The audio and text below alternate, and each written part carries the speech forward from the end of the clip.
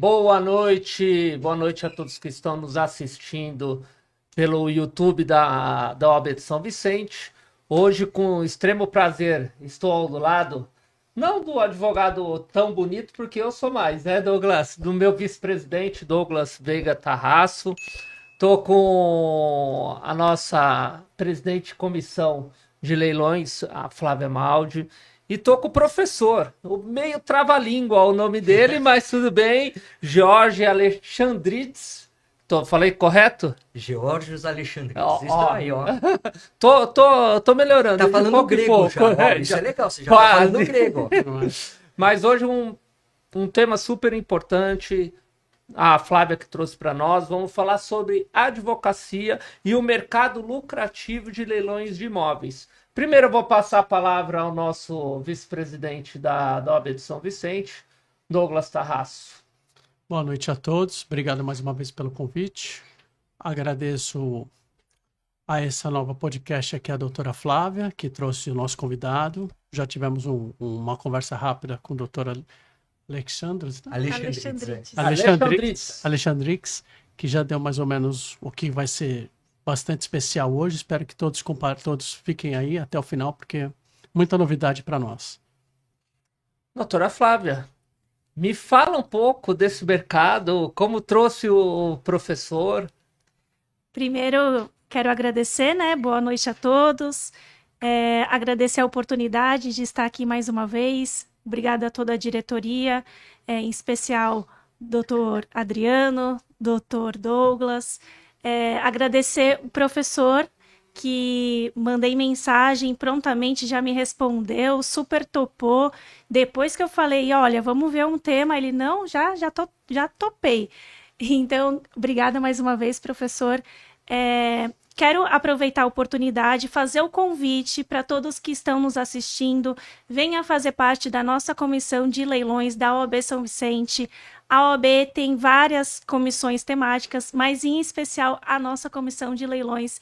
Esse ano a gente vai fazer bastante evento, então palestras, podcasts, então você vai ser super bem-vindo, venha participar da nossa comissão. E aproveitando, né, já quero também já deixar um convite para a gente fazer uma palestra presencial, que muitas pessoas gostam, né, de evento presencial. Sim. Também. Então, é muito legal para a gente trocar informação. Então, já vou deixar o convite para o professor ver a agenda dele para a gente fazer um evento presencial. E você que tem alguma sugestão, já deixa aqui nos comentários, né, no chat, algum tema para a nossa próxima palestra. Então, já vou passar a palavra aqui para o professor, que eu sei que tem muitas dúvidas, muitas pessoas têm interesse, não só os advogados, né? Então, já vou passar a palavra aqui para o professor. Obrigado. Primeiro, eu agradecer, doutora Flávia, pelo convite. Com isso, assim, eu sou facinho para esses convites, então já antecipo que já concordo e aceito a honrosa feita aqui, o convite feito para poder participar mais ativamente da OAB de São Vicente, que acho que é um palco muito importante, né? A gente estava conversando até antes sobre podcast. É o primeiro podcast pelo menos na seccional, no estado todo de São Paulo, São Vicente foi o primeiro podcast. E eu já estou sabendo que estão copiando aí. Estão copiando já. Lá já subiu a serra. Já subiu. Estão copiando. Até vou levar isso para Vila Prudente também, que eu estou lá na comissão de imobiliário. Então, é bem interessante esse formato, Legal. Porque eu acho que assim, a gente tem que agregar valor, né? Eu acho que a OAB ela tem um papel fundamental de abarcar a advocacia, fomentando o conhecimento e a interatividade entre os próprios advogados. Então, eu agradeço muito por estar aqui, doutor Douglas, doutor Adriano, obrigado mesmo, e estou à disposição para a gente conversar sobre esse mundo fantástico que são os leilões de imóveis, principalmente. Primeiro, vamos fazer o merchan do professor, né? Para quem quiser seguir o professor no Instagram, Alexandrides Leilões, vou repetir, @AlexandridesLeilões, e também nós temos o site www.alexandridesleilões.com.br ou também www.alexandrides.prof. Depois, quem quiser, manda mensagem na OAB, a gente passa todos os contatos do professor, da rede social e dos sites, para quem quiser se inteirar um pouquinho mais. O professor está aqui, ele vai dar uma aula hoje para a gente. Professor, e o que é esse mercado novo que na nossa época era um pouquinho diferente? A gente até estava conversando nos bastidores. Esse mercado de leilões hoje... Olha, é fantástico. Quando a gente pensa em leilão, eu acho que tem no senso comum, todo mundo pensa, pô, leilão é vantagem. Né? Então, acho que já parte de uma premissa muito interessante, porque realmente nos leilões você tem um lance inicial que vai ser muito abaixo do valor de mercado. Né? Então, nos leilões judiciais, por exemplo, você tem a avaliação feita no processo e você terá na segunda praça, a primeira praça funciona com o valor da avaliação atualizado e a segunda praça com o decréscimo, que ou é determinado pelo juiz ou segue o próprio Código de Processo Civil, que estabelece lá 50%. Pô, pagar 50% a menos é uma vantagem. Então, a gente tem esse senso comum que é um senso real. E a advocacia, aliás, é até interessante eu falar um pouco, porque eu sou advogado de formação, me formei já há algum tempo, e eu advogava sempre na área que eu amava, amo até hoje, que é o direito do consumidor, onde eu fiz meu mestrado, meu doutorado, onde eu dou muita aula também sobre esse tema. E aí o que acontece? Eu prestava assessoria para um cliente, um cliente que tinha rede de lojas de tinta, e eu prestava na área de consumidor para ele, e ele me ligou um dia e falou assim, arrematei um imóvel, você sabe resolver? Pô, como bom advogado, eu falei, mas é claro, eu não te falei ainda, mas eu atuo nessa área, né? E aí, com isso, eu acabei fazendo esse primeiro cliente de leilão, e olha só, eu cometi meu primeiro erro na primeira vez, porque a gente erra e aprende, Sim, né? natural. Que é a questão de precificar honorários. Né? Eu acho que essa é uma questão muito tormentosa. E eu falei um valor para ele que para mim era um ápice, assim, falei, nossa, eu vou jogar alto porque eu vou ter que estudar, vou ter que, né, correr atrás. E ele só falou assim, posso te pagar metade agora e metade no fim? Não. Errei, não errei? Errei Sim, bastante, né? Acabei fazendo o trabalho para ele e vi que, ele ganhou muito dinheiro com aquele leilão, né? E falei, vou ir nessa. E aí eu comecei a prospectar oportunidades e comecei a contactar clientes que eu já tinha, falando, olha, estou trabalhando com leilão agora, posso te mandar algumas oportunidades, tal? E aí que eu comecei a advogar para arrematantes. Então, acho que... e eu percebi, depois que eu me tornei leiloeiro, há 13 anos eu sou leiloeiro público, e eu percebi que o que eu fazia, poucos advogados, advogadas fazem. Então, existe muito dinheiro na mesa para a advocacia atuar nesse ramo. E na época, então, eram os leilões presenciais. Sim, nossa, eu cansei de ir no fórum para tirar foto de edital, que Fazer ficava o pregão. acompanhar leilões que eram muitas vezes feitos por oficial de justiça Sim. no átrio do fórum. Né? Lá em São Paulo, no Fórum Central, ainda tinha uma salinha usada, um auditório lá usado para leilões presenciais. Nem tinha leilão online, só foi regulamentar isso depois, O né? professor já falou mais ou menos quanto tempo que ele advoga, É. né? A barba branca não deixa mentir, né? Um pouquinho. Mas assim, houve uma revolução muito grande. Há uma democratização muito grande dos leilões hoje. Hoje, se você... Aliás, a gente está conversando aqui, o nosso celular está ouvindo e com certeza já vai pipocar a mensagem Já de mandei, leilões. até mostrei pro professor que eu já tinha recebido o e-mail de uma empresa de leilões já sobre os imóveis, já, porque assim, eu já fiz o cadastro, então a gente começa a receber, né? Sim, com certeza. Professor, só uma pergunta, porque como você falou que começou a errar já na primeira sobre a precificação, como é que você utiliza isso? Pelo menos o pessoal já vai querer saber. Sim. Como é que seria a sua base de cálculo? Olha só, o leiloeiro ele tem uma definição legal da remuneração. Né? Então você tem que o leiloeiro recebe 5% da arrematação. É um valor por fora da arrematação. Então, por exemplo, arrematou o imóvel por 1 milhão, você tem os 5% além desse 1 milhão, que é o lance que foi o vencedor. Aí a advocacia fala, mas como que eu vou ganhar dinheiro nisso? Né? Para entender como você vai precificar, eu acho que é importante entender a dinâmica do leilão. Né? O leilão ele tem duas fases primordiais. A primeira que é anterior à arrematação, que aí você já tem um serviço sendo prestado de análise, só que essa análise feita no pré-arremate faz com que você tenha alguns caminhos. Primeiro, pode ser que não seja interessante ou viável arrematar. E pode ser que o advogado, a advogada, nessa consultoria prévia ao leilão, fale, olha, por alguma questão processual, de direito material, documental, não faça com que seja interessante arrematar aquele imóvel. Então vai falar, olha, sai dessa que é cilada, Sim. né? Ou algum motivo Pode que vai arguir impedir. uma nulidade, pode ter alguma coisa e nesse sentido. existem, né? Então você já tem aí uma situação de prestar um serviço sem ter aquele êxito que o cliente quer. Então, você tem essa primeira situação. A segunda situação é você falar, vale a pena arrematar. Vai lá, vamos cadastrar no site, vamos fazer a habilitação para participar do leilão. Mas mesmo assim, pode ser que venha outro e dê um lance maior e que o teu cliente fale, olha, eu não consigo mais disputar, ou fez uma análise financeira que, esse é o meu limite. Então, participou, mas não levou. E outra situação é participar e levar, realmente ter a vitória, né? Ter o arremate sendo consagrado, aí entra para a segunda fase, que é a fase pós-arremate. Então você tem essa primeira fase e a segunda. Só que um detalhe interessante que a doutora Flávia não vai me deixar mentir sozinha, né? Muitos clientes vão aparecer no escritório, e aparecia falando assim, arrematei um imóvel. Como esse meu primeiro cliente falou, ele já tinha arrematado, só que ele não quis uma assessoria jurídica antes, e ele está levado à sorte, porque pode ter feito um excelente negócio ou pode não ter feito um bom negócio. E aí você vai ter a atuação do advogado ou da advogada só depois do arremate, que também acontece. Então, precisa entender esse cenário para entender como que vai precificar.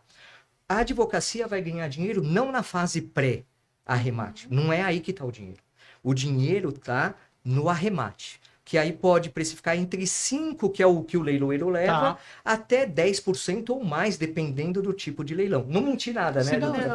Se também não tiver muito trabalho, né? Porque depende disso. Tem emissão na pós, tem um monte de coisa que pode fazer. Eu até divido em 3 fases. Vamos lá, vamos. Eu divido também a pré-arrematação, que é essa fase de análise mesmo, do edital, da matrícula, do processo.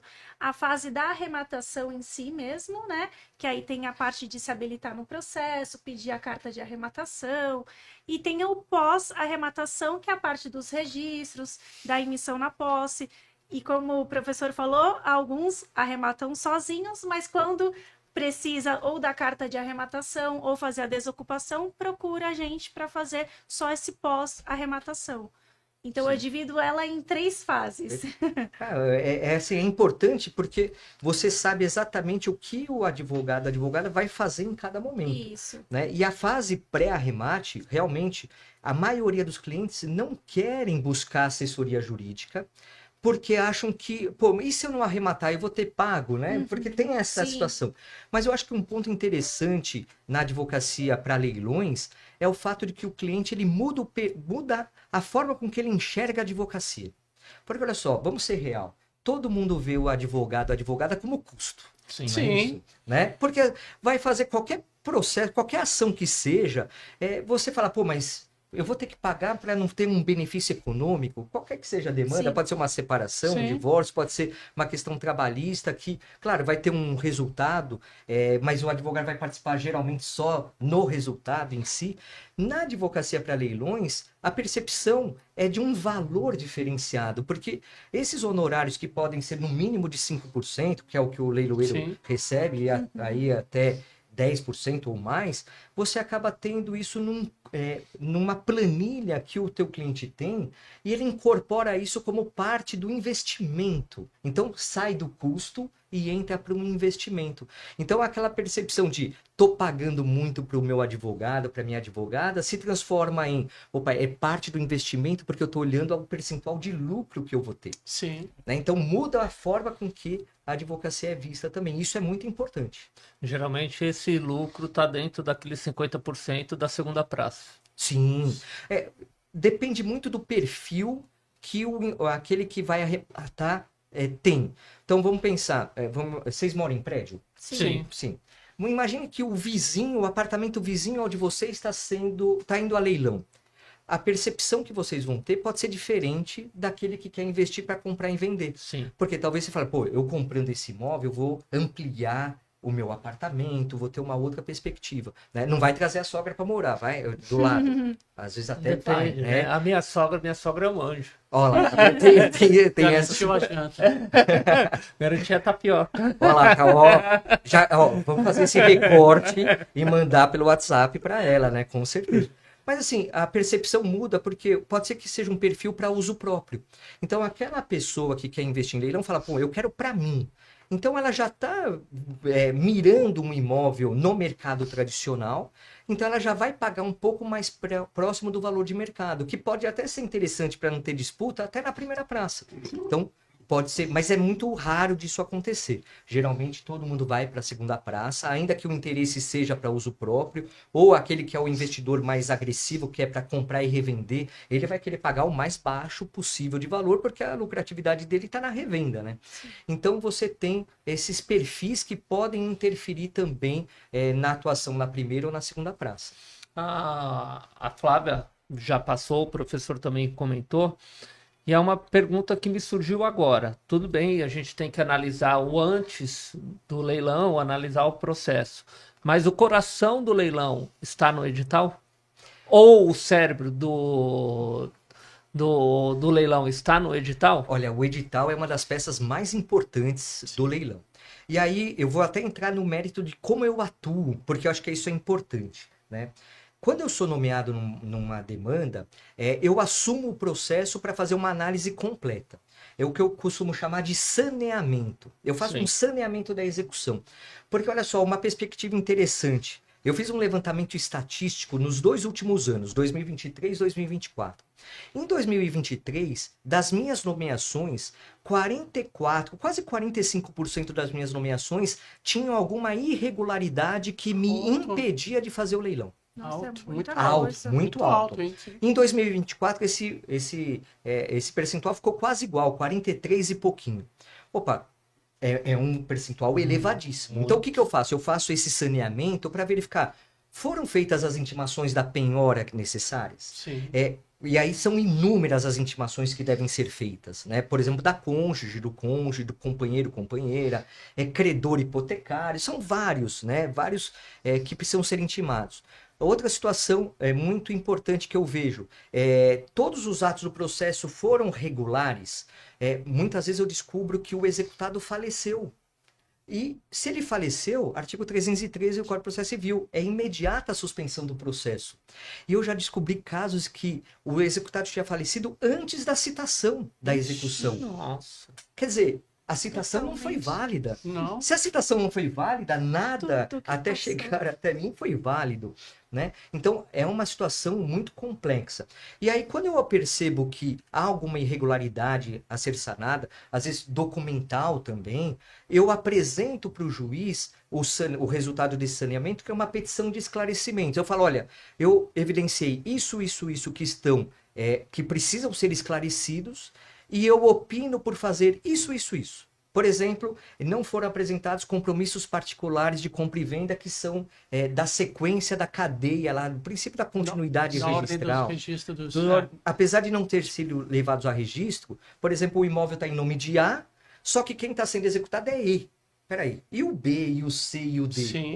Onde que eles estão? Porque nesse caso é uma arrematação de direitos, né? Que interfere completamente na análise, né, doutora Flávia? Então, são situações que eu pré-analiso, porque como eu advoguei por muitos anos para arrematantes, eu sei o que a advogada quer. Se todos fossem né? assim. Por isso que eu te falo. Maravilhoso, porque esse é o nosso serviço na pré-arrematação, é fazer toda essa análise do processo, porque a gente sabe que na prática não são todos os leiloeiros que fazem isso. Sim. Então, realmente, se faltou uma intimação, ou a gente pede, né, até mesmo para vocês, leiloeiros, a gente fala, olha, tem como enviar um telegrama para esse daqui, que eu verifiquei que não foi, e aí vocês fazem. Mas o professor tá de parabéns, porque na prática Obrigado. não é assim mesmo. E assim, a maioria não faz, e você tem um problema, porque muitas vezes vocês só vão saber do leilão quando já foi publicado o edital, quando ele já está em andamento. Então não dá para fazer não dá para voltar no tempo, ainda não temos essa possibilidade de voltar no tempo e fazer aquela intimação que faltou, né? Então assim, eu parto de uma premissa importante. Se eu vender e esse leilão for anulado, eu vou ter que devolver minha comissão. Ninguém gosta de devolver dinheiro, né? Sim. Eu também não gosto. Então, eu vou fazer tudo certo para poder realmente, quando chegar na hora do leilão, tá redondo, né? Então, assim, o meu edital, por exemplo, ele tem 5, 6 páginas, geralmente. Mas você pega editais de leilão que tem meia página. Isso aí. né? Uma, duas. Então, assim, o edital, ele é uma peça importantíssima porque ela vincula o arrematante. Tudo que está lá no edital vai vincular o arrematante, então ele não vai... Se ele declara que aceitou, a habilitação para participar do leilão é justamente isso, ó. Tenho ciência, li, compreendi e concordo com o edital. Então ele não pode falar depois, o edital colocou uma coisa lá que eu não concordei, mas você deu o seu assente. Né? Então o edital realmente é uma peça fundamental, mas não é a única a ser observada. Então, advogados, advogadas, leiam não só o edital, o processo todo. Sim, A matrícula do imóvel também é muito Sim, para ver se não tem importante. averbação de penhora. sim. Importante. Né? Indisponibilidades, claro, penhoras e indisponibilidades não impedem a realização do leilão. Só que é importante você analisar essas penhoras, essas indisponibilidades, Pra ver porque se não elas fica podem, superior, né? porque elas podem interferir, por exemplo, no concurso de Os credores, credores. que pode interferir na viabilidade financeira daquela arrematação também. Sim. Né? Porque existem várias nuances que podem interferir. Olha, tá tudo bem documentalmente, mas financeiramente pode não ser uma ótima oportunidade, né, doutora? Tem isso daí Ou também. tem um usufruto ali, escondidinho, né? Também, que a gente não sabe. O usufruto para ter se constituir. Pega Não, um mas olha só, usufruto. sobre o usufruto eu tenho alguns casos interessantes. Claro que geralmente é vitalício o usufruto.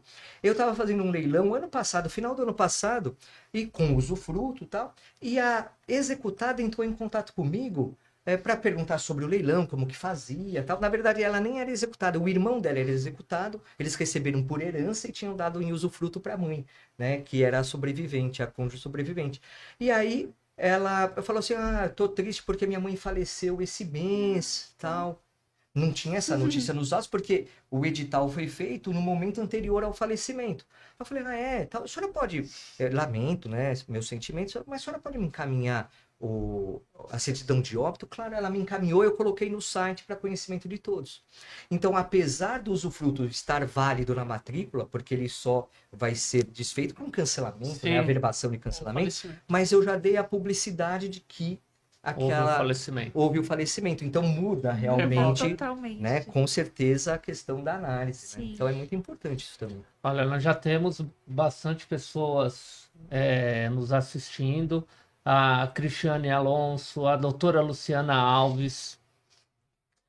Boa noite a todos, mais que pronta para aprender sobre o tema.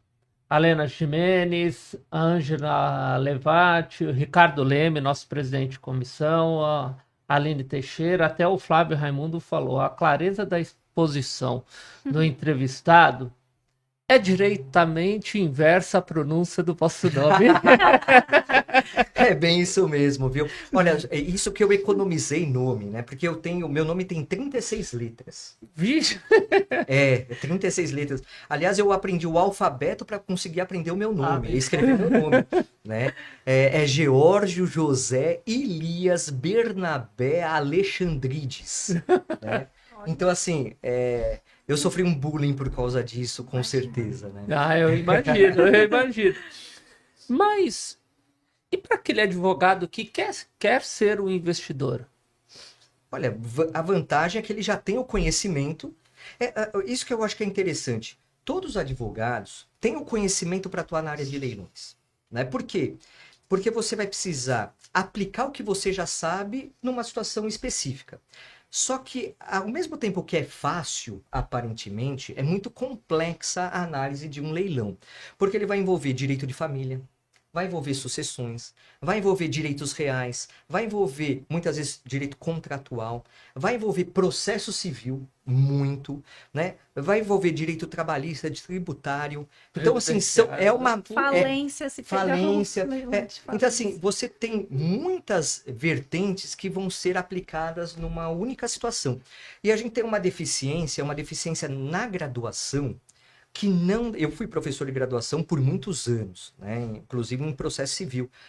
Não é possível dar o conteúdo de execução, né? Cumprimento de sentença e execução, que nessa parte de leilão é a mesma, efetivamente na graduação. Não dá. Então, o advogado, a advogada se forma sem ter esse conhecimento. E quando vai chegar... Isso vai repercutir em todo o processo, né? Porque... Muitas vezes, o que eu percebo de muitas nulidades, né, ou questões que precisam ser esclarecidas antes de fazer o leilão, por exemplo, a falta de intimações que a gente comentou aqui, o advogado, a advogada, ela deveria ter atuado, ele deveria ter atuado naquele momento anterior a chegar a mim. Porque assim, tá na lei, então é aplicar o que tá na lei, né? Então, por conta disso, muitas vezes é fácil, porque assim, hoje você tem inúmeros propagandistas de leilões falando, é fácil, invista, tal. Só que o conhecimento a ser aplicado é muito específico e demanda conhecimentos de outras áreas também do direito. Então é fácil porque está muito fácil participar. Hoje você entra no meu site, você vai poder se cadastrar, se habilitar e dar um lance. Ótimo, maravilha. Só que você fez a análise adequada? Então, o advogado, a advogada, ela precisa ter esse cuidado. Eu sempre, quando eu advogava, eu sempre falava assim para o meu cliente, se eu não colocar o meu dinheiro, eu não vou deixar você colocar o seu. Essa é uma premissa importante na área de leilões, né? Se você é advogado, você é advogada, e aí eu vou dar essa dica aí, essa dica pontual para você. Se você é advogado e você é advogado, não colocarem o seu próprio dinheiro na análise que você está fazendo de um leilão, então você não pode deixar o seu cliente fazer isso. Deve realmente ter toda a análise de riscos e colocar na mesa e falar assim, olha, você tem esses riscos que eu entendo que eu brinco que é um semáforo, né? A luz vermelha, a amarela e a verde, né? A luz vermelha é aquele impeditivo absoluto que você fala, meu, não, sai dessa, vamos para outra.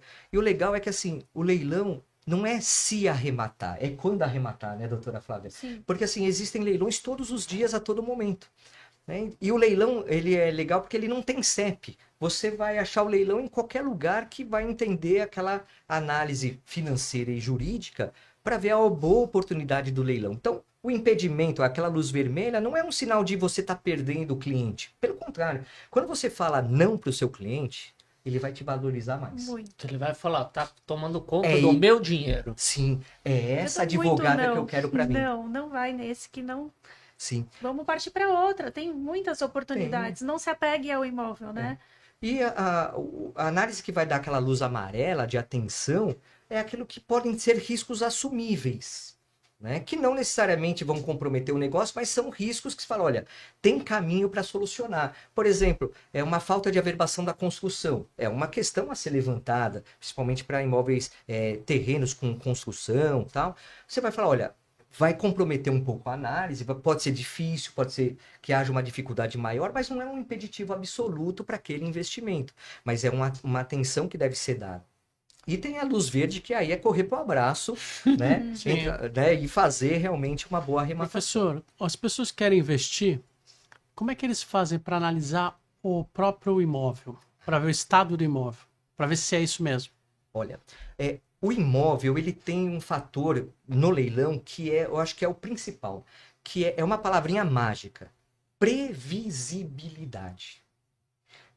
Então, vocês falaram que moram em apartamento, tudo. Vocês sabem quanto vale um apartamento no prédio que vocês moram. Sim. O valor de mercado, não exatamente, porque sempre vai ter uma negociação, mas vocês sabem, por exemplo, que o imóvel que vocês moram vale o quê? 5 milhões? 5 não é milhões isso? é o do Dr. É o Douglas. doutor. ele é Ele o estava único, é comentando que é o Dr. Douglas. O meu é seu é de 200 10. mil. É 200 mil. A doutora Flávia já fala, não, eu nem vou falar que o meu vale 15, para não ficar mega bom. Imagina, é que eu falo, pobre é uma desgraça. Aí tu fala assim, imagina o condomínio. Sim, também tem isso, né? Aquele clube, né? Que vai interferir muito no valor do condomínio. Mas olha só, você tem essa questão da previsibilidade, que vale a 500 mil, que vale 1 milhão ou 200 mil, não importa. Você consegue fazer uma pesquisa de mercado para entender qual é o perfil de valor de mercado daquele imóvel. Né? Hoje você tem várias ferramentas que você consegue, a internet é fantástica com relação a isso. Não, né? mas eu falei com relação ao estado físico Então, mesmo, mas- a parte estrutural. Isso, Lá tá delineado lá, 100 metros quadrados, 2 quartos, 2 banheiros. Tu chega lá, o negócio tá só só o pó. Só o piso e contrapiso e destruíram tudo. Que é muito comum em contrato de locação, que a gente faz bastante no escritório. Chega lá, os caras, infelizmente, os locatários levam até o caninho do chuveiro. Sim. Então, mas essa premissa da previsibilidade, eu acho que é o ponto de partida para chegar nessa sua resposta.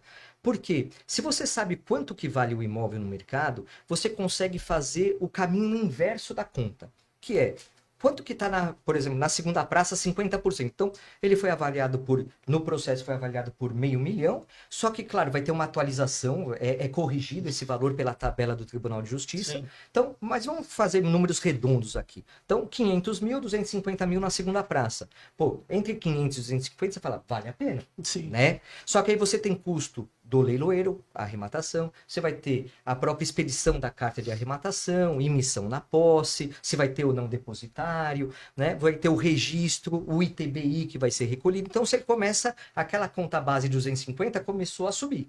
Começou a subir. E você tem alguns fatores que são imponderáveis. Por exemplo, você não sabe se haverá alguma impugnação, que pode valer ou não a pena discutir, mas que tem a premissa da desistência também, que é uma garantia que é muito boa para o arrematante. Ele pode desistir caso alguém venha a impugnar aquele resultado do leilão. Mas indo mais para a sua pergunta, quando você tem a avaliação feita no processo, e a principal delas hoje com o novo, né, que não é tão novo assim, o CPC de 2015, né, estamos fazendo 10 anos de CPC. E a gente fala ainda né? novo, né? Fala novo porque é uma pequena criança ainda. Literalmente, pra gente é uma pequena criança. Não, e assim, até na jurisprudência ainda estamos acomodando ainda muitas questões do CPC, por isso que ainda é um novo ainda dá para se falar que é novo. Mas o que você acaba tendo? Você, se é por oficial de justiça avaliação, ele, na maioria das vezes, nem entra no imóvel. Né? Ele faz uma avaliação por uma estimativa, ele faz alguma pesquisa. Existem oficiais de justiça que têm fazem até a apresentação de um laudo de avaliação mais completo, mas a maioria é uma certidão, certifica e dou fé que o imóvel vale R$500.000, né? Por conta de pesquisas de mercado realizadas. Ele tem fé pública daquilo que ele fez, não houve impugnação, foi lá, homologou o valor da avaliação. Mas você também tem aquela situação de que apresentam, e geralmente o credor apresenta opiniões de mercado, né? Geralmente de imobiliárias ou corretores de imóveis que colocam lá em 2 páginas a opinião de valor, já levando em consideração alguns elementos, metragem, área construída, alguns elementos que são evidenciados, mas eles não entram no imóvel, que é justamente a sua percepção. Então, também não é uma avaliação muito fidedigna.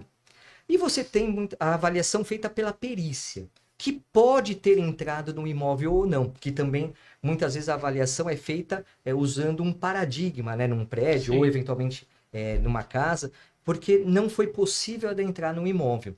Quando adentra, você tem fotos internas, você tem uma perspectiva muito maior e um detalhe interessante, você tem o depositário sendo responsável por danos que possam advir após essa avaliação feita com imagens, né, de uma forma muito mais detalhada. Mas isso vai fazer com que, na arrematação, será que aquele estado do imóvel, quando da avaliação, é o mesmo que está no momento da arrematação, ou até no momento da emissão na posse? Porque pode até ser que a pessoa... E, aliás, eu tive um caso interessante que uma aluna de um dos meus cursos fez. Ela arrematou para ela mesma.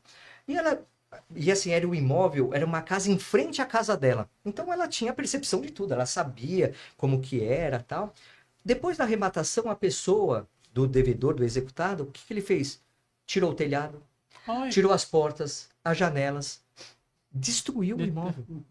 Ela requeriu a desistência por conta disso, conseguiu a desistência nessa situação. Mas muitas vezes, porque foi muito, muito nítida a situação, mas muitas vezes você só vai saber disso ao entrar no imóvel, que levou os fios, levou a pia, levou as torneiras e tal.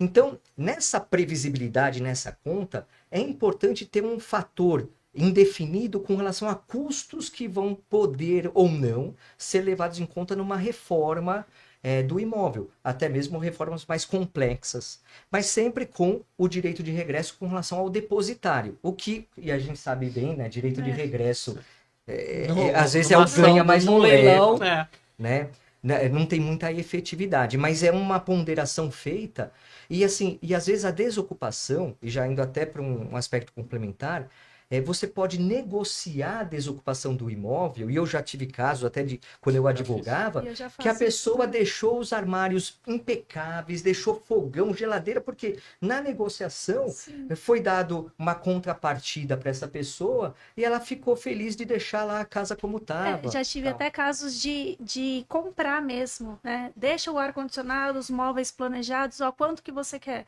E aí já faz uma negociação, porque isso Muito vai bom. agregar valor também Sim, na revenda, né? sim.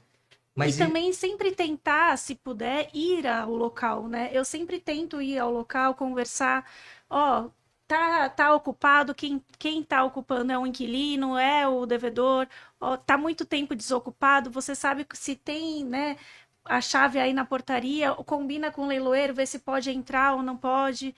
Eu sempre tento ir no local para saber ali que sempre o vizinho, o porteiro, o zelador, ele sabe como que tá. sim, verdade. A- Aliás, doutora Flávia, a sua interferência foi pontual e muito importante, porque realmente a visitação do imóvel, para saber a que título a pessoa está lá, né? né? Porque é um locatário, às vezes a pessoa fala, não, é meu, tal, eu tô aqui há muito tempo, tal. Aí você fala, opa, será que tem um usucapião aqui? Porque acontece. E algumas coisas, como eu falei, são imponderáveis, né? Até porque a usucapião é uma situação de fato. Às vezes a pessoa não se mexeu para ingressar com uma ação, ou às vezes não promoveu a usucapião extrajudicial também. Então você tem alguns imponderáveis, mas ir até o imóvel é importante, e assim, não raras às vezes o imóvel já está desocupado. Ou às vezes aqui, por exemplo, aqui a gente está falando da área litorânea, e você tem muitas vezes que são imóveis de veraneio, com chave na portaria, que você consegue ver, né? Consegue ter uma perspectiva diferenciada. Então, o leiloeiro, eu como leiloeiro, eu vou atrás também dessa informação, porque para mim, eu tenho uma parte jurídica, que é aquele saneamento, elaboração do edital, toda a parte de segurança jurídica que tem que ser promovida, mas do outro lado também sou um vendedor. Sim. Então eu Com tenho que certeza. municiar. Então, quando a doutora Flávia liga para mim e fala assim: olha, o meu cliente está interessado nesse imóvel aqui, o que você pode me falar dele? Olha, eu falo: olha, está desocupado, não está? Eu fui lá, pelo que o porteiro me falou, a pessoa que mora lá é locatária, mas ela não estava no momento que eu fui. O imóvel aparentemente está bem cuidado, pelo que me falaram. Então, se eu tiver essas informações, eu vou também transmitir, porque isso vai municiar a doutora Flávia com relação ao cliente dela, para poder realmente ter um êxito maior. Agora, ir no local é imprescindível. E aí eu aconselho, imprima o edital do leilão, vá até o imóvel. Quando é execução condominial, por exemplo, o condomínio vai ter... Ele quer que Ele você adora. compre. Sim, Ele tá com lá, certeza. venha. Então, fala com o porteiro, mas fala com o zelador ou com o síndico, né, se conseguir. Fala assim, olha, eu tenho um cliente interessado ou estou interessado, para que ele flexibilize o acesso, pelo menos às áreas comuns, que é um diferencial de análise também. Sim. Né? Questão de garagem, né, que é muito Garagem. importante. É verdade. Não consta na matrícula aí. Sim, porque a garagem pode ter matrícula autônoma, que é uma realidade, que às vezes nem foi penhorada, né? Você pode ter a matrícula na área comum, mas descrita na matrícula do apartamento. Então tá lá com direito ao uso de uma vaga. Né? Indeterminado. E você pode ter que a matrícula não fala nada de vaga, principalmente nos condomínios mais antigos. Sim. Não fala nada de vaga de garagem, só fala em área privativa e área comum. E você só vai encontrar área de garagem na convenção condominial. Sim. Né? Então é um outro fator, né? Porque isso tudo influencia na nossa planilha para o Sim. nosso cliente fazer os lances. Então, o imóvel com garagem Sim. vai ser mais valorizado. que- Você vai Com estar... Por isso a certeza. importância de ir no local se puder, né? Muito bom. Olha, nós temos até questionamentos aqui. Dr. Ricardo Leme, ele falou sobre os editais, que via de regra, os editais vêm com o artigo 970, parágrafo 1º do CPC, e o artigo 130 do CTN. 908. 908. Isso, pode ter sido o erro de digitação. Não tem problema. E o 130 do CTN. Isso, o que acontece? Aliás, sobre o 130 do CTN eu vou falar separado, porque o STJ, mês passado, proferiu uma decisão em recurso repetitivo, tema 1134. Né? Guarde isso daí, tema 1134, falando o seguinte: ainda que o edital fale o contrário, né, ele modulou os efeitos, tudo tem que olhar essa modulação, mas agora para os editais atuais, ainda que o edital fale o contrário, o arrematante não é responsável por débitos de IPTU anteriores à arrematação. fantástico isso. É uma segurança jurídica. Então, ainda que está lá no edital que o arrematante responde pelo IPTU, por conta desse tema 1134, nós tivemos repercussão geral, né? Recurso Sim. repetitivo, né? Então, nós temos justamente uma proteção. O 908, ele é um artigo interessantíssimo. Por quê? Primeiro, ele não tem o reflexo no CPC de 73, é uma novidade do CPC de 2015, então isso já traz uma situação, bom, peraí, como que eu vou aplicá-lo, como que isso se evidencia? E ele fala o seguinte, as obrigações propter rem, mais exatamente no 908, parágrafo 1º, as obrigações de natureza propter rem, e aí, classicamente, IPTU e condomínio, débitos condominiais, né, não se discute a natureza jurídica desses dois débitos, as obrigações de natureza propter rem se subrogam no produto da arrematação. O que isso significa? O arrematante está blindado, da data de arrematação para trás, ele não responde por débitos de IPTU e condomínio. Da data da arrematação para frente, e não é da emissão da posse, é da data da arrematação, aí sim ele é responsável por IPTU e condomínio. Só que o cuidado que tem que ver, que é justamente o que ele alertou, é justamente, está no edital essa previsão ou não? Porque muitas vezes não há essa previsão no edital, porque, por exemplo, o juiz, a juíza fala, olha, só ponha no edital o que está na minha decisão. Eu não posso colocar o 908 se não tiver na decisão. E aí vocês vão me ligar e falar assim, e aí, é responsável ou não? Né? Eu vou responder, olha, então, sabe qual é? Né? Depende de uma interpretação posterior à arrematação. É a luz amarela. É a luz amarela. Só que eu, como leiloeiro, eu não posso te dar, não posso falar a minha opinião. Certo. Eu posso falar assim, olha, tem entendimentos que aplica e tem entendimentos que não aplica. Aí a pessoa, muitas vezes, que não é advogado, a advogada me liga e fala, que está falando comigo, fala, mas vale a pena então arrematar? Eu falo, olha, essa é uma resposta que você precisa ter, mas não tem que partir de mim. Aí eu já pergunto, você tem advogada de confiança que conhece sobre leilões? Porque não basta ser advogada que seja de confiança, tem que saber sobre leilões, né, doutora? Porque nesses casos, né, no meus clientes, se não estiver no edital, eu já falo, pode participar.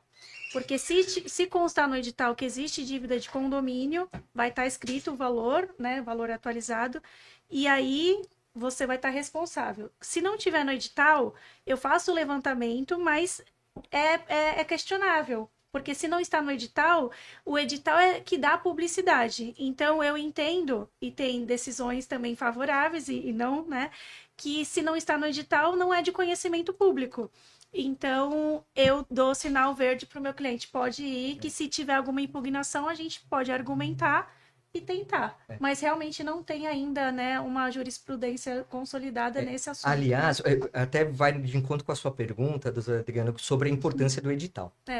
Só que o STJ tem decisões falando, se está no edital, responde. Mas essa jurisprudência, ela está firmada com base no CPC de 73. Não há, olha, e eu vejo todos os dias, não tem nenhuma... Tem uma decisão que falou assim, o STJ falou assim, você não quer pagar o condomínio anterior, só que você arrematou na lei de 73, então você responde. Se eventualmente fosse no CPC de 2015, na vigência do CPC de 2015, aí seria outra história. Só que o caso era do CPC de 73, a arrematação, né? E o que acontece? O STJ segue essa jurisprudência sem observar, porque não foi provocado ainda, daí porque é um novo CPC Muito de 10 anos, não teve a percepção, ou não chegaram casos lá para analisar a efetividade do 908. Então, o STJ não tem decisão ainda para falar, mesmo que está no edital, não responde, porque essa é a leitura mais correta, porque premissa maior, premissa menor e conclusão, raciocínio lógico. Premissa maior, obrigação propter rem não é do arrematante, anterior à arrematação. Premissa menor, débito condominial é obrigação propter rem. Conclusão, o arrematante não responde. Então, essa lógica, a gente sabe que o direito traz interpretações que muitas vezes não são totalmente lógicas nesse sentido, faz com que seja ou um sinal amarelo ou eventualmente até um vermelho, dependendo do tipo de leilão que está sendo Sim, feito. Né? eu também entendo que é a aquisição originária da propriedade, né? Então também não poderia ter o arrematante essa responsabilidade. Então também é uma outra questão que não temos ainda uma solução jurídica. Olha, isso é interessante. Essa questão, a gente poderia fazer um podcast só sobre disso. aquisição originária e Já derivada. tem convite, Né? já. Mas aqui, o que nós temos?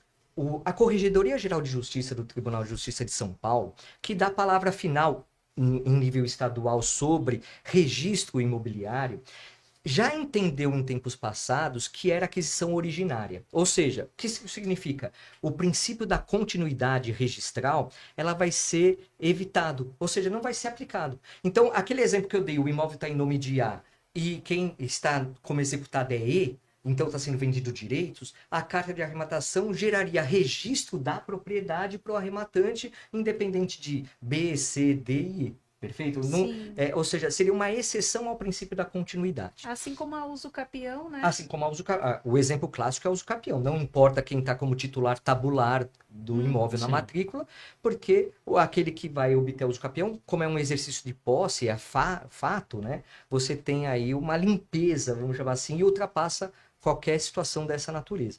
Só que a Corregedoria de Justiça do Tribunal de Justiça de São Paulo, ela mudou o posicionamento para uma aquisição derivada. E isso faz toda a diferença, né?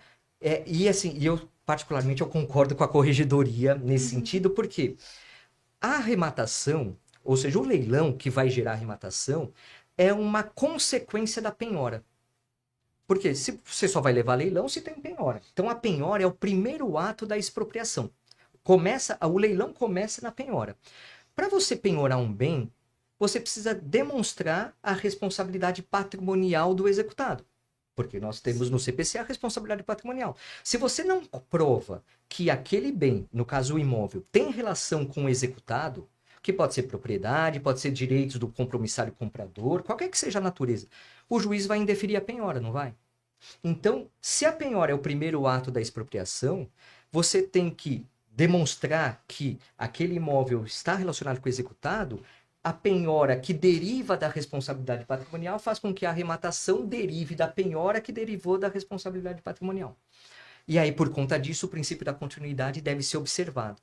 E aí, por conta disso, também você não apaga a questão dessa cadeia de continuidade. O que o STJ fala, e os julgados que o STJ aponta como aquisição originária, todos são voltados para débitos, né? Nenhum para registro. Isso que é o interessante. Se você pesquisar lá no STJ, aquisição originária, leilão, tudo vai ter lá isenção do arrematante ou não, né, dependendo da situação, com relação a débitos, IPTU e condomínio. O IPTU agora é consagrado e o condomínio vai depender da interpretação do 908 e tal. Então, o que você tem? O STJ, como se ele usasse o termo originário só para falar de débitos, mas não para o notarial e registral, né? Não para fins de registro. Professor, Então, essa diferença é muito importante. Muito importante. Eu acho que, a grosso modo, quando você pega o edital e já consta os débitos, eu acho que já era prudente avisar para o cliente. Pode ser que você tenha que pagar, a gente pode brigar pela sua isenção. Acho que seria o primeiro passo. Já para não vender um produto errado. Se consta no edital, vai ter que pagar. Mais então, fácil. esse vai ter que pagar é sempre com um asterisco, Sim, né? Porque, sim. claro, vamos brigar. Mas assim, vai entrar na análise financeira. Então, assim, se você... E às vezes vale a pena. Né? Não é porque tem débitos ou que pode ser responsabilidade por débitos. O famoso jogo de números. É jogo de números. Porque assim, a arrematação, ela se divide em duas principais análises. A análise jurídica, que você vai analisar a matrícula de imóvel, processo, a parte documental, e você vai analisar também financeiramente. Aliás, a análise financeira é a primeira a ser feita. Porque a doutora Flávia não vai me deixar mentir também mais uma vez aqui, porque a gente não veio para mentir. Se você faz uma análise financeira e não vale a pena, para que você vai fazer análise jurídica? Sim. Então, quando você, advogada, for mandar para o teu cliente uma oportunidade de leilão, porque é interessante, você também tem que mudar o seu perfil na advocacia. Você tem que ser tem que ter uma proatividade para falar assim, ó, tô mexendo com leilão. Então, você que está me ouvindo, você que está aí nos assistindo, né? Você vai fazer o seguinte, amanhã você já vai pensar em 5 nomes de clientes ou de pessoas que você conhece, não necessariamente seus clientes, que têm dinheiro. E você sabe, ó, aqui, ó, o Douglas, o Dr. Douglas fez assim, né? Esse alto, não foi isso, doutor Sim, Adriano? foi isso. Era bom. Com certeza. Tem gente escondendo o Pois jogo é, aqui. tão né? humilde, Mas, né? ó, eu vi o doutor Adriano também apontando para a doutora Flávia, aqui, não captou na câmera aqui, mas tem isso. Mas, ó, você vai ligar amanhã para eles, não liga, manda um WhatsApp e tal, tudo vai falar assim, pô, vamos tomar um café, tem uma oportunidade de negócio aí. E você já vai falar, estou advogando em leilões de imóveis. A pessoa já vai crescer o olho, porque sabe que vale a pena. E vamos aproveitar também e dizer que a gente pode pagar, não sei, se é 20%, depois mais 30 Eu parcelas. vou falar justamente disso. Que aí dá uma aliviada. E aí o que acontece? Ele vai saber fazer uma análise financeira grotesca, vamos chamar assim, simples, que é valor de mercado, valor da arrematação. Essa análise vai falar, esse cliente vai falar assim, ó, quero saber mais desse processo. Aí faz uma análise financeira mais depurada, para que se ele falar assim, vamos seguir, aí você faz a análise jurídica. Tá? Muitos clientes fazem a análise financeira e arrematam e depois vão procurar o advogado, a advogada, que é o que acontece. Mas olha só sobre a sua pergunta, Douglas, é interessantíssimo porque a lei fala em proposta parcelada, né? Artigo 895 do Código de Processo Civil, que é, assim, fantástica. 25% de entrada, 25% da arrematação, pelo menos. Quer ofertar 30%, 40%, 50%? Pode. 25% é o mínimo. 20% pode? Não, tem que ser 25% no mínimo. Mais os 5% da comissão do leiloeiro, que também é pago à vista. Então, na verdade, são 30%. 5% do leiloeiro e 25% de entrada, pelo menos. O saldo da arrematação, os 75% ou menos de saldo, pode ser parcelado em até 30 vezes. Sensacional. E o detalhe, não tem juros. É. Só tem correção monetária. Isso que é fantástico. E Maravilhoso. mais, olha só, não tem análise de crédito, como um financiamento imobiliário, por exemplo, porque o próprio imóvel leiloado é a garantia. Então vai haver o que a gente chama de hipoteca judicial que vai ser constituída. Então a carta de arrematação vai ser registrada juntamente com a hipoteca judicial, que depois do pagamento vai ser levantada, né? Vai ser cancelada, obviamente. Mas é uma forma de fomento muito grande. E olha só, a lei, se a gente pegar a literalidade do 895, ela fala o seguinte, olha, essa proposta parcelada pode ser feita até antes do início da primeira praça com o valor da primeira praça. E até antes do início da segunda praça com o valor da segunda praça. Mas tem jurisprudência no Tribunal de Justiça de São Paulo que eu utilizo no meu edital. E olha como é importante ter interpretações jurisprudenciais. Que aceitam o lance parcelado, a proposta em forma de lance, até o fim do leilão. Desde que não tenha lance à vista. Porque o próprio artigo 895 fala sempre, usa a palavra sempre. O lance à vista sempre se sobrepõe ao parcelado. Agora, se o único lance, ou se teve disputa em lance parcelado e fechou com lance parcelado, vai ser dado como vencedor o lance parcelado. E olha, eu nunca tive problema de homologação de lance parcelado dado dessa forma.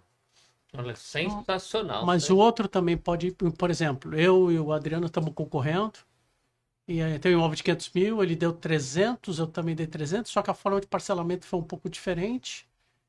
Ele foi aprovado, eu posso tentar falar, eu não vou impugnar, porque eu também estava concorrendo no leilão, ou não? Não, na verdade, aí vai depender de leiloeiro para leiloeiro, porque é interpretação. O que eu faço é uma interpretação e eu ponho no edital. Mais uma vez, a importância de ter o edital bem analisado. E o que eu faço? Eu gero no sistema concorrência. Você vai ficar sabendo que o doutor Adriano colocou lá 300 mil em 30 vezes. Você vai poder incrementar, colocar o valor do incremento, que é o valor mínimo para... dar um próximo lance, por exemplo, 5 mil reais, você vai dar o lance de 305 mil, você pode colocar em 30 vezes, 20 e tal. A quantidade de parcelas não faz diferença nesse caso.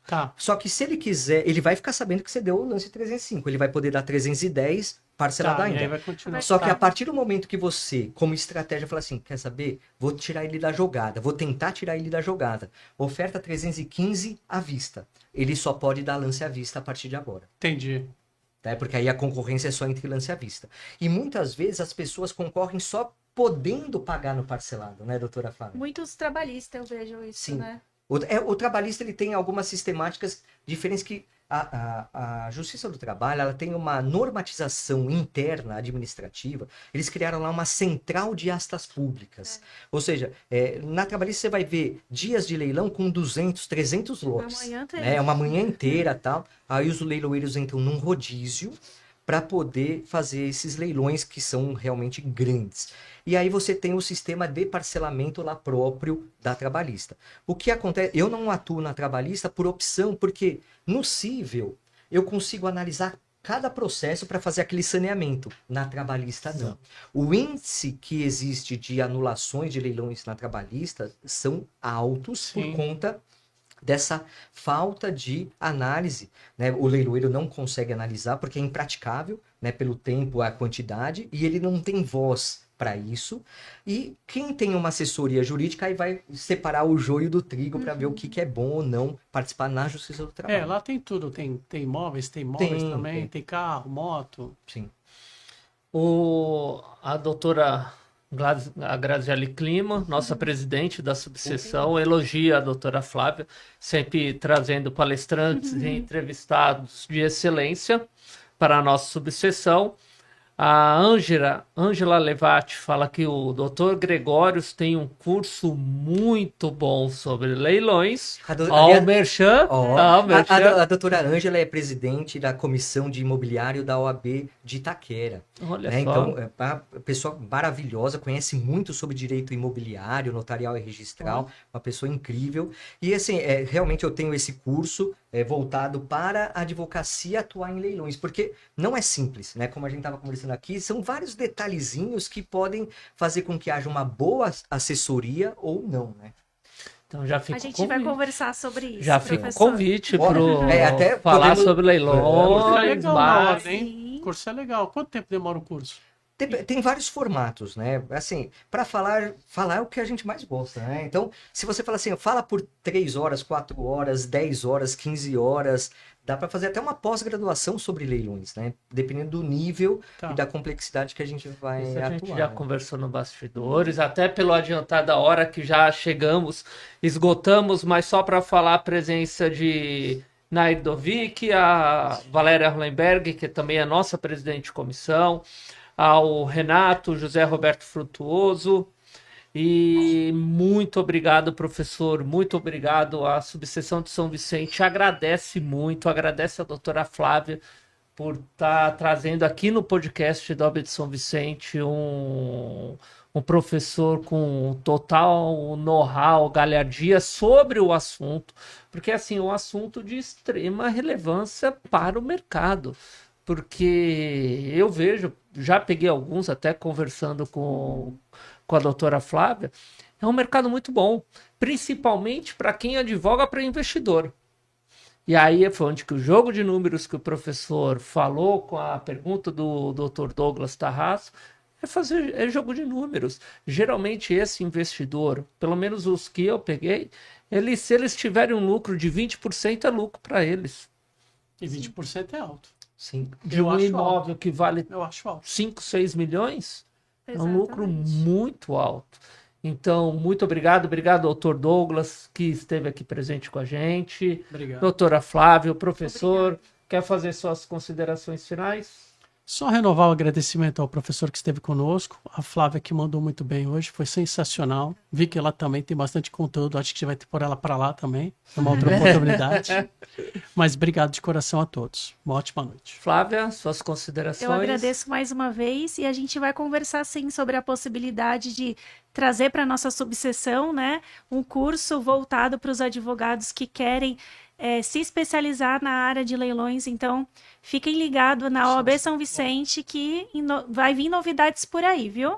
Você está intimada a conseguir isso. Gente, vocês estão ouvindo, Ele né? Tá falando da tesoureira, viu? Eu estou intimada e o tesoureiro já liberou. Então, a gente vai conversar então para passar para os advogados da nossa subseção. Então, esse ano a gente vai ter bastante novidade.